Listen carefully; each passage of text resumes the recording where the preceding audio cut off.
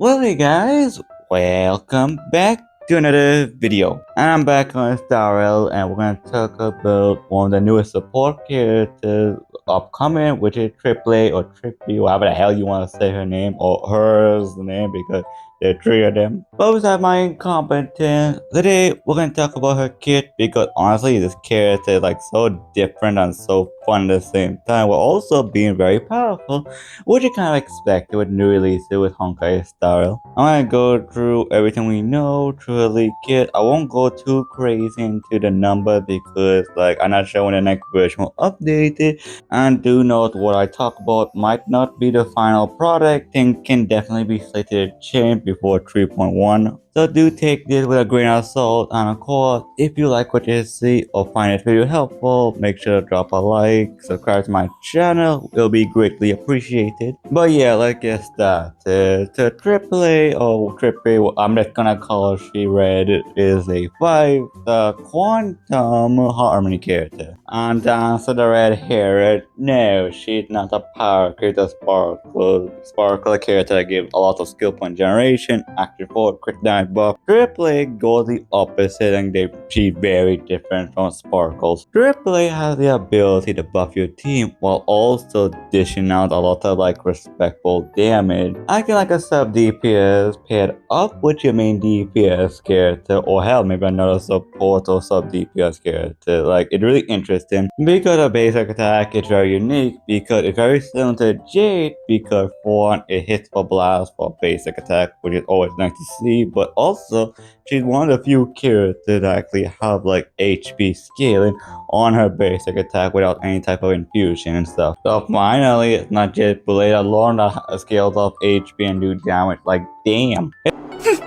Ridiculous remarks. Goodbye. Hit for quantum damage, blast, HP scaling, so that's a hint what you want to do for her later, but then when you move on to her skill, for one, it's increased all allies red span by 24%, and if you don't know what red span is, it essentially means you can pierce the enemy defense basically. Lasts for 3 turns, so after you use your skill, you can just be using your basic attack until you have to reapply AAA skill. And then a pattern I think you'll notice, but now for the ultimate is so amazing because I like the animation a lot. But essentially what this does is it hits for AoE, deal quantum damage skills of 30% of AAA max HP. But then for 2 turns, AAA creates this little zone in the field that lasts for 2 turns, and what it can do is it can make the enemy take 30% more damage, which is very similar to someone like Yao Q, and it'll let you just do more damage to the enemy, which is very nice. But then another thing, this ultimate dart, which I think is absurd, after the allies hit at least one target enemy or multiple target enemies, the enemy will get attacked with an additional quantum damage, killing off 12% of AAA max HP, which essentially is to put in with that just like Robin missile damage, so she can help the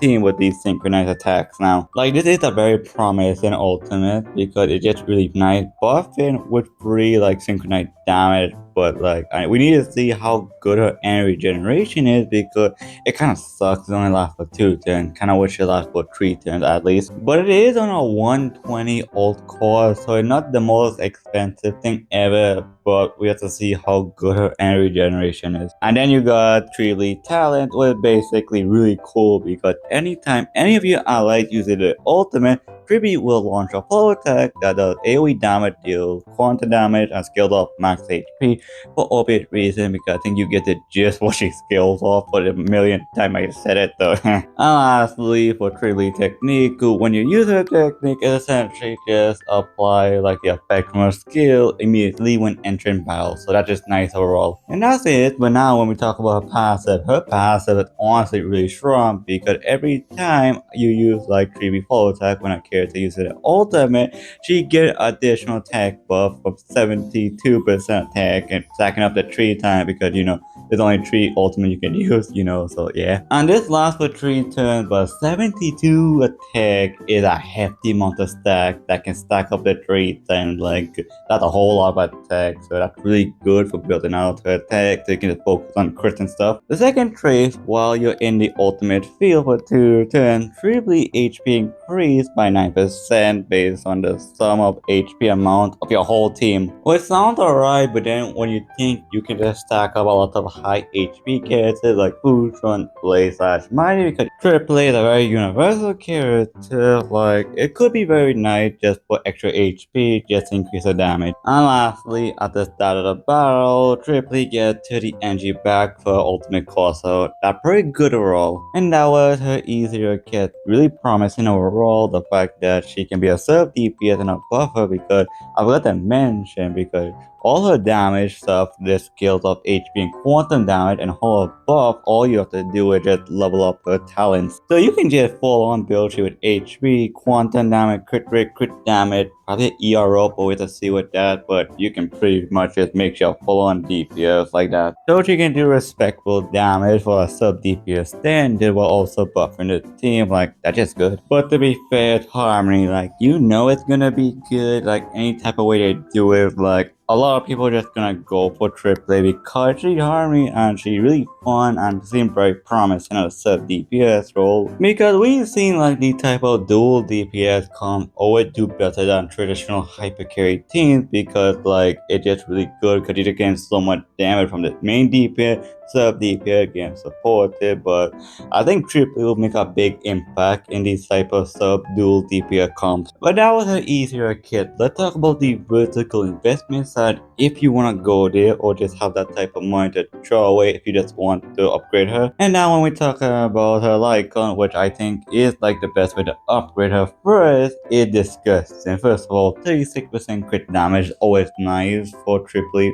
just to even out her crit ratios. But then when the wearer launches a follow attack, they get 9 energy back, which is really nice. But now also when you also launch a follow attack, you get this effect. For 2 turns, this increases all ally crit damage by 48%, which is insane. That's so much substat you for free. And then when entering the battle, the wearer of this Lightcone get 21 energy back, which is just really nice overall for energy regeneration. And then the effect that give you 48 crit damage go to the wearer for 2 turns. Like that is such a strong Lightcone that only really work for her or E4 Bronya, but regardless, like if you want to upgrade your AAA, like get that Lightcone. Then moving on to E1 for 1, while you're in the zone, you get 24% true damage. That's really just good because we've seen how good that is with the Remembrance MC. So having that additionally for E1 is pretty good. E2, when Tribbie skill is active,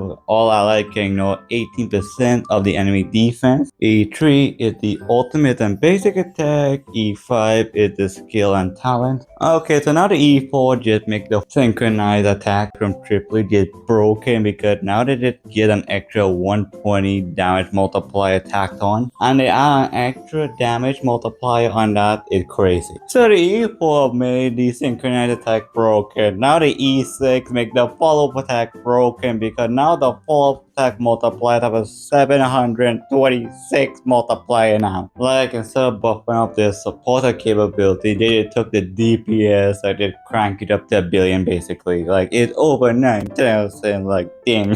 Any of the other Lightcone or Eidolons, I would still say if you want to upgrade your Tribbie, definitely get the Lightcone first, then go for Eidolon second. But if I were to go for Tribbie, I'll just stop with the Lightcone, because I want to get the other characters. Like, I want to get like a Blade Lightcone, I'm waiting on Casper. Like, I'm just gonna leave it like that. But what do you guys think about Tribbie? Are you gonna pull her, skip her? Like, let me know down below in the comment section, because yeah, that's about it. So of course, thanks for watching. I do appreciate you for sure. Like, comment, subscribe if you like what you see. Join my Discord server down below in the pinned comment. Come by, I'd love to see you there. But with all that said, take care, love you guys, and I'll see you on the next video. Goodbye.